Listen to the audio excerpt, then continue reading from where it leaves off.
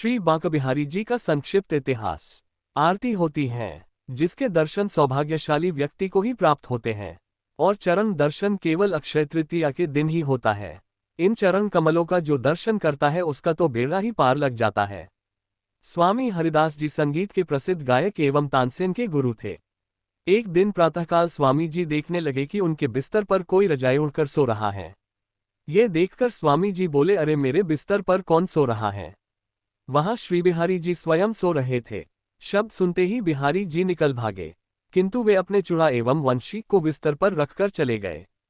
स्वामी जी वृद्ध अवस्था में दृष्टि जीर्ण होने के कारण उनको कुछ नजर नहीं आए। इसके पश्चात श्री बांके बिहारी जी मंदिर के पुजारी ने जब मंदिर के कपाट खोले तो उन्हें श्री बांके बिहारी जी मंदिर के पुजारी ने जब मंदिर में कपट खोले तो उन्हें श्री बांके बिहारी जी के पलने में चूड़ा एवं वंशी नजर नहीं आई, किंतु मंदिर का दरवाजा बंद था। आश्चर्यचकित होकर पुजारी जी निधिवन में स्वामी जी के पास आए एवं स्वामी जी को सभी बातें बताए। स्वामी जी बोले कि प्रातःकाल कोई मेरे पलंग पर सोया हुआ था, वो जाते वक्त कुछ छोड़ गया है। तब पुजारी जी ने प्रत्यक्ष देखा कि पलंग पर श्री बांके बिहारी जी की चूड़ावंशी विराजमान है। इससे प्रमाणित होता है कि श्री बांके बिहारी जी रात को रास करने के लिए निधिवन जाते हैं। इसी कारण से प्रातः श्री बिहारी जी की मंगला आरती नहीं होती है, कारण रात्रि में रास करके यहाँ बिहारी जी आते हैं।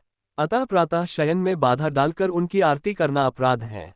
स्वामी हरिदास जी के दर्शन प्राप्त करने के लिए अनेकों सम्राट यहाँ आते थे। एक बार दिल्ली के सम्राट अकबर स्वामी जी के दर्शन हेतु यहाँ आए थे। ठाकुर जी के दर्शन प्रातः 9 बजे से दोपहर 12 बजे तक एवं सायं 6 बजे से रात्रि 9 बजे तक होते हैं। विशेष तिथि उपलक्ष्यानुसार समय के परिवर्तन कर दिया जाता है। श्री बांके बिहारी जी के दर्शन संबंध में अनेकों कहानियां प्रचलित हैं, जिनमें से एक तथा दो निम्नलिखित हैं। एक बार एक भक्तिमती ने अपने पति को बहुत अनुनय विनय के पश्चात वृंदावन जाने के लिए राजी किया। दोनों वृंदावन आकर श्री बांके बिहारी जी के दर्शन करने लगे। कुछ दिन श्री बिहारी जी के दर्शन करने के पश्चात उसके पति ने जब स्वगृह वापस लौटने की चेष्टा की तो भक्तिमती ने श्री बिहारी जी दर्शन लाभ से वंचित होना पड़ेगा ऐसा सोचकर वो रोने लगी।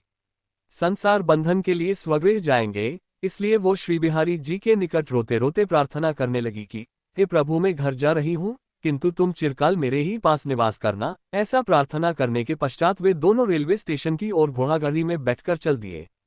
उस समय श्री बांके बिहारी जी एक गोप बालक का रूप धारण कर घोड़ागाड़ी के पीछे आकर उनको साथ लेकर ले जाने के लिए भक्तिमती से प्रार्थना करने लगे। इधर पुजारी ने मंदिर में ठाकुर जी को न देखकर उन्होंने भक्तिमती के प्रेमयुक्त घटना को जान लिया एवं तत्काल वे घोड़ागाड़ी के पीछे दौड़े। गाड़ी में बालक रूपी श्री बांके बिहारी जी से प्रार्थना करने लगे। दोनों में ऐसा वार्तालाप चलते समय वो बालक उनके मध्य से गायब हो गया।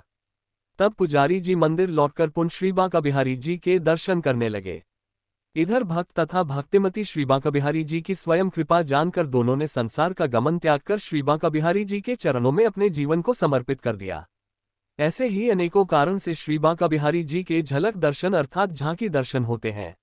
वृंदावन का निधिवन वह स्थान है जहां भगवान श्री कृष्ण ने 16,108 गोपियों के साथ महारास किया था। कहा जाता है कि आज भी स्वयं भगवान श्री कृष्ण राधा सहित गोपियों के साथ महारास करते हैं। इसी स्थान पर महारास जो भी इस महारास को देख लेता है वह जीवित नहीं रहता, किसी को कुछ भी बताने के काबिल नहीं होता है। पागल या इस महारास को देखने की कीमत चुकता है अपनी जान देकर। कहा जाता है कि निधिवन में आज भी भगवान श्री कृष्ण गोपियों के साथ महारास करते हैं। महारास का वर्णन कई वेदों और पुराणों में देखने को मिलता है। इसका प्रमाण ये भी माना जाता है कि निधिवन में बने भगवान के रंगमहल में राधा जी के श्रृंगार के लिए रात्रि में रखे गए श्रृंगार के वस्तुएं सुबह रंग महल खोलने पर देखते हैं तो रखा गया श्रृंगार के सामान इस्तेमाल मिलता है। शयन शैया की चादर ऐसी बड़ी लगती है जैसे कोई इस पर आकर आराम करके गया हो और पीने के लिए रखा हुआ पानी लोटे में कम या बिल्कुल नहीं मिलता है। रंगमहल वही स्थान है जहां भगवान महारस के बाद अपनी थकान मिटने के लिए राधा रानी के साथ आराम किया करते थे। मिलते हैं चरणों के निशान। निधिवन में जितने भी पेड़ हैं वे एक दूसरे से इस तरह लिपटे हुए हैं मानो एक दूसरे को परस्पर अपनी बाहों में लिए हुए हो। कहा जाता है कि रात्रि में यही पेड़ कृष्ण और गोपियों का रूप धारण करते हैं और महारास करते हैं। निधिवन में आज भी भगवान के जगह जगह चरण चिन्ह देखने को मिलते हैं।